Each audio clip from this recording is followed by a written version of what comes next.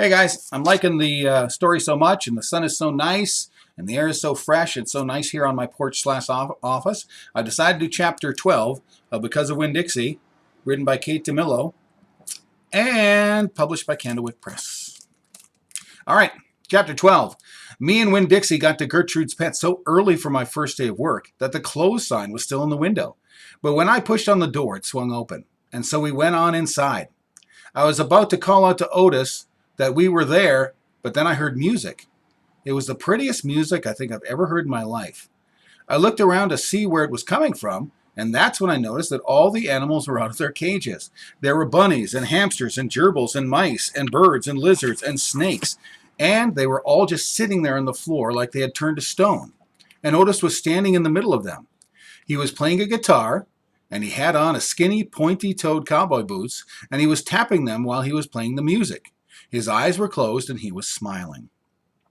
Winn-Dixie got a dreamy kind of look on his face. He smiled really hard at Otis, and then he sneezed, and then his whiskers went all fuzzy. And then he sighed and kind of dropped to the floor with all the other animals. Just then Gertrude caught sight of Winn-Dixie. "Dog!" she croaked, and flew over and landed on his head. Otis looked up at me. He stopped playing his guitar, and the spell was broken. The rabbits started hopping, and the birds started flying, and the lizards started leaping, and the snakes started slithering, and Winn-Dixie started barking and chasing everything that was moving, and Otis shouted, "Help me!" For what seemed like a long time, me and Otis ran around trying to catch mice and gerbils and hamsters and snakes and lizards. We kept on bumping into each other and tripping over the animals, and Gertrude kept screaming, "Dog! Dog!" Every time I caught something, I put it back in the first cage I saw. I didn't care if it was the right cage or not. I just put it in and slammed the door. And the whole time I was chasing things, I was thinking that Otis must be some kind of snake charmer, the way he could play his guitar and make all the animals turn to stone. And then I thought, "This is silly," I shouted. I shouted over Winn-Dixie barking and Gertrude yelling. I said, "Play some more music, Otis." He looked at me for a minute, then he started playing his guitar, and in just seconds everything was quiet.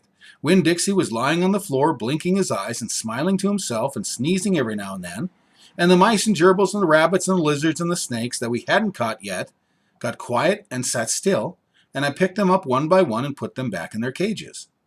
When I was all done, Otis stopped playing. He looked down at his boots. "I was just playing them some music. Makes them happy." "Yes, sir," I said. "Did they escape from their cages?" "No," Otis said. "I take them out. I feel sorry for them being locked up all the time. I know what it's like, being locked up." "You do?" I said. "I have been in jail," Otis said. He looked up at me real quick and then looked back down at his boots. "You have?" Never mind," said Otis. "Aren't you here to sweep the floor?" "Yes, sir," I told him. He walked over to the counter and started digging through a pile of things and finally came up with a broom. "Here," he said, "you should start sweeping." Only he must have gotten confused. He was holding out his guitar to me instead of the broom. "With your guitar?" I asked.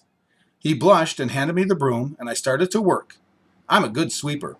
I swept the whole store and then dusted some of the shelves. The whole time I worked, Winn-Dixie followed me, and Gertrude followed him, flying behind him and sitting on his head and his back and croaking real quiet to herself, "Dog! Dog!" When I was done, Otis thanked me. I left Gertrude's Pets thinking about how the preacher probably wouldn't like it very much that I was working for a criminal. Sweetie Pie Thomas was waiting for me right out front. "I seen that," she said. She stood there and sucked on her knuckle and stared at me. "Seen what?" I said.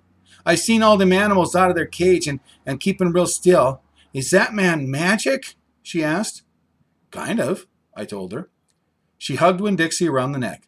"Just like this grocery store dog, right?" "Right," I said. I started walking, and Sweetie Pie took her knuckle out of her mouth and put her hand in mine. "Are you coming to my birthday party?" she asked. "I surely am."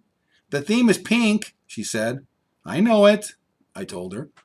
"I gotta go," she said all of a sudden. "I gotta go home and tell my mom about what I seen. I live right down there, in that yellow house. That's my mom on the porch. You see her? She's waving at you."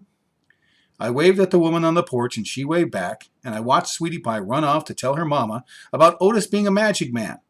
It made me think about my mama and how I wanted to tell her the story about Otis charming all the animals. I was collecting stories for her. I would also tell her about Miss Franny and the bear, and meeting Gloria Dump, and believing for just a minute that she was a witch. I had a feeling that these were the kind of stories my mama would like, the kind that would make her laugh out loud, the way the preacher said she liked to laugh. Because of Winn-Dixie, by Kate DeMillo, published by Candlewick Press. See you for the next chapter. Do your homework.